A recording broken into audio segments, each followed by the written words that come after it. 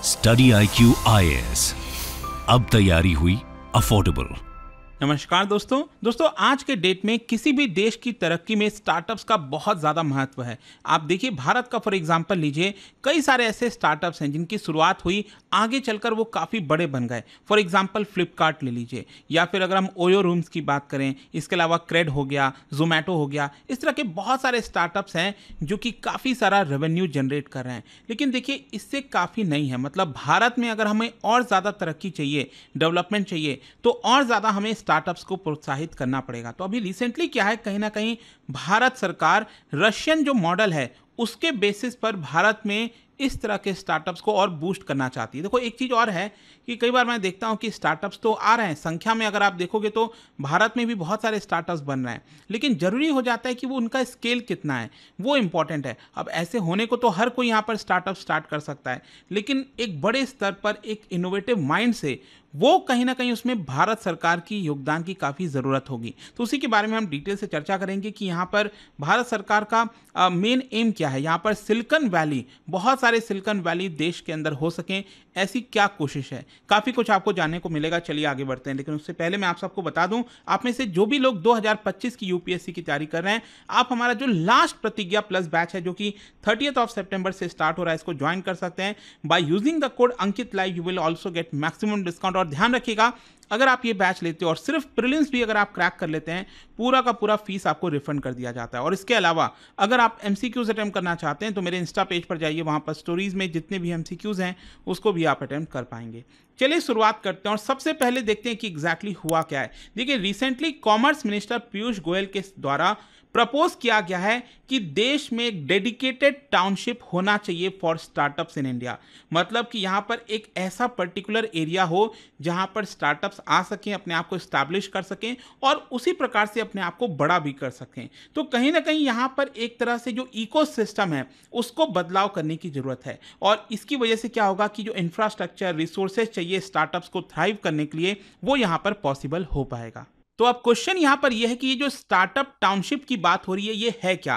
देखो ये जो स्टार्टअप टाउनशिप है ना, इसका आइडिया रशिया से आता है, क्योंकि रशिया की सरकार वहाँ पर रशिया के अंदर कई जगहों पर अगर आप देखोगे तो एक डेडिकेटेड टाउनशिप को डेवलप कर चुकी है। डेडिकेटेड टाउनशिप का मतलब हो गया एक पर्टिकुलर एरिया जो कि वहाँ पर सिर्फ और सिर्फ स्टार्टअप्स ही होंगे। फॉर एग्जाम्पल अगर हम मॉस्को की बात करें, वहाँ की जो कैपिटल है उसके पास में ही, मॉस्को के पास में ही यहाँ पर स्क्लोवोकोवा इनोवेशन सेंटर आपको मिलेगा। उसी प्रकार से साइबेरिया के नज़दीक है, समारा रीजन के पास यहाँ पर इसी प्रकार का टाउनशिप बनाया गया। मतलब रशिया की सरकार ने इस तरह के बहुत सारे टाउनशिप बनाए हैं।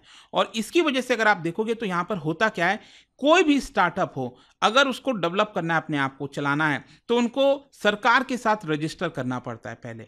और एक बार आपने रजिस्टर कर दिया तो उस टाउनशिप में, उस पर्टिकुलर एरिया में आपको एक डेडिकेटेड स्पेस दे दिया जाएगा। अब वो स्पेस या तो आप रेंट पर ले सकते हो या फिर आप उसको खरीद भी सकते हैं, परचेज कर सकते हैं। मतलब ये जो अप्रोच है ये कहीं ना कहीं यहाँ पर जो बहुत सारी समस्याएं होती हैं स्टार्टअप्स के लिए, वो काफ़ी हद तक ख़त्म हो जाएंगी। जैसे कि फॉर एग्जांपल सबसे बड़ी प्रॉब्लम क्या है किसी भी स्टार्टअप के लिए, यहाँ पर उनको कहीं पर जाना होता है, अगर कोई स्पेस भी लेना होता है तो उनको बहुत महंगा पड़ता है। शहरों वगैरह में अगर आप देखोगे तो बहुत ज़्यादा कॉस्टली स्पेस मिलता है रेंट पर भी या फिर जैसे भी।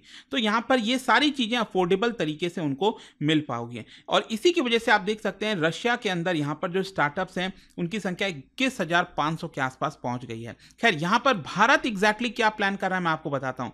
भारत सरकार का ये कहना है कि हम भारत में भी कई शहरों के आसपास कम से कम 500 एकड़ का टाउनशिप हर जगह बनाने की कोशिश करेंगे, जिसकी वजह से यहाँ पर एंटरप्रेन्योर्स, इनोवेटर्स और इन्वेस्टर्स वो एक ही छत के नीचे आ सकेंगे। मतलब यहाँ पर उनको जो भी फैसिलिटीज चाहिए, रिसोर्सेज चाहिए स्टार्टअप्स को, वो उनको एक ही जगह पर मिल जाएगा। और आप देख सकते हैं यहाँ पर ये सारे जो प्लान्स हैं वो कॉमर्स मिनिस्टर के द्वारा, पीयूष गोयल जी के द्वारा जो अभी लॉन्च किया जा रहा था Bhaskar, that is Bharat startup knowledge access registry, उसके दौरान यहाँ पर अनाउंस किया गया। और ये बेसिकली जो भास्कर है ना, ये एक प्लेटफॉर्म है for entrepreneurs, investors, mentors and policy makers. खैर यहाँ पर आप देख सकते हैं ये जो पूरी टाउनशिप है जो भारत में बनाई जाएगी, इसको बिल्ड किया जाएगा by NICDC, that is national industrial corridor development corporation.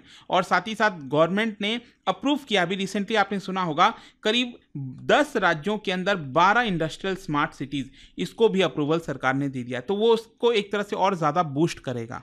फिर अब क्वेश्चन ये है कि आखिरकार देश में कहां पर इस तरह के जो टाउनशिप है वो बनाए जाएंगे, किन शहरों को फायदा होगा। देखो अभी के लिए बताया ये जा रहा है जो एग्जिस्टिंग हब है इस समय बेंगलुरु, दिल्ली, मुंबई, वहां पर इसको स्टैब्लिश किया जाएगा। बहुत से लोग क्वेश्चन पूछेंगे कि जब ऑलरेडी वहां पर स्टैब्लिश है तो उसको और ज्यादा क्यों डेवलप करने की जरूरत है, हमें उन एरियाज पर फोकस करना चाहिए। देखो अब इसमें प्रॉब्लम क्या मैं आपको बताता हूं।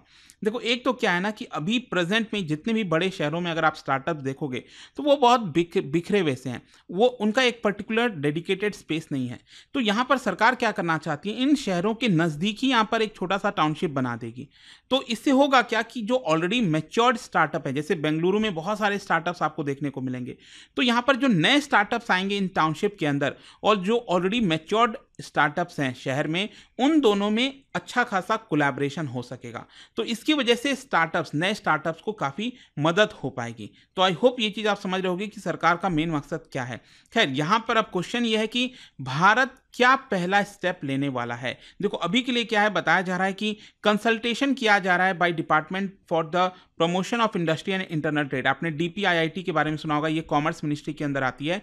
उनके द्वारा कई सारे स्टेक होल्डर से बातचीत हो रही है, जैसे IIT मद्रास, IIT बॉम्बे, इसके अलावा कई सारे इंडस्ट्रियल बॉडीज, उनके साथ बातचीत हो रही है कि कैसे इसको बनाया जा सकता है। क्योंकि सरकार का ये कहना है कि हम इस तरह के टाउनशिप इन लोगों के मदद के थ्रू बनाना चाहते हैं, मतलब जिनको ऑलरेडी नॉलेज है। जैसे IIT मद्रास, बॉम्बे में बहुत सारे लोग हैं जो स्टार्टअप्स कर रहे हैं या फिर करना चाह रहे होंगे, तो उनकी क्या थॉट प्रोसेस है, उनके अकॉर्डिंग, उनके फीडबैक से यहाँ पर इस तरह का पूरा इकोसिस्टम बनाना चाहिए। इसके अलावा ये जो DPIIT है, डिपार्टमेंट है कॉमर्स मिनिस्ट्री में, वो यहाँ पर फाइनेंशियल इंस्टीट्यूशंस के साथ भी वर्क करेंगे ताकि जो पूरा फंडिंग प्लान है उसको भी एक तरह से डेवलप किया जाए। And one idea is to develop the township as public private partnership. तो जो टाउनशिप है वो पब्लिक प्राइवेट पार्टनरशिप मॉडल पर भी बनाया जा सकेगा। अब अल्टीमेटली क्वेश्चन ये है कि क्या इस तरह के कई सारे सिलिकॉन वैली, देखो सिलिकॉन वैली की जब हम बात करते हैं तो इसका मतलब क्या है, बेसिकली US के अंदर कैलिफोर्निया में, जो कैलिफोर्निया स्टेट है, वहां पर आपको सिलिकॉन वैली देखने को मिलता है, जहां पर आपको मतलब दुनिया के वन ऑफ द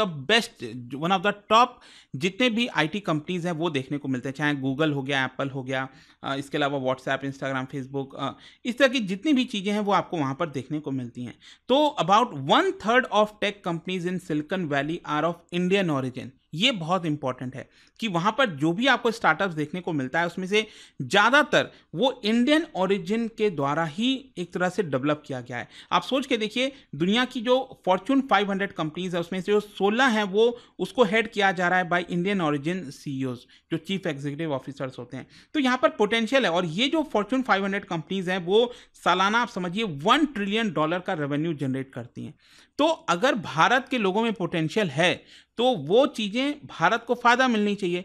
तो कहीं ना कहीं सरकार का ये सोचना है कि रादर दैन US में इस तरह की चीज़ें डेवलप हो रही हैं इंडियंस के द्वारा, वो अगर भारत में डेवलप किया जा सके। तो यही मेन मकसद है कि यहाँ पर जो टाउनशिप है वो इस चीज़ को पुल करेगा।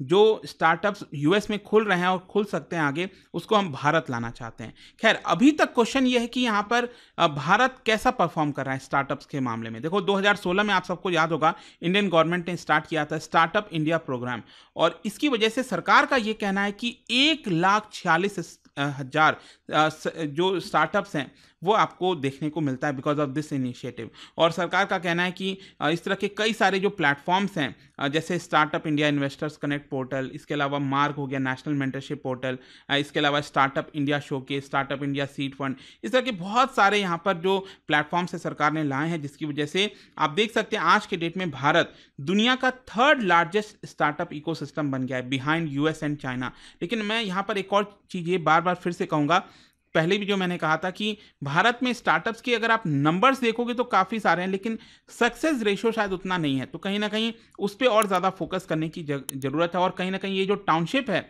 वो इसमें मदद कर पाएगा। देखते हैं आगे क्या होता है। और जाने से पहले एक इंटरेस्टिंग क्वेश्चन, क्या बता सकते हो which of the following is not an example of complementary goods.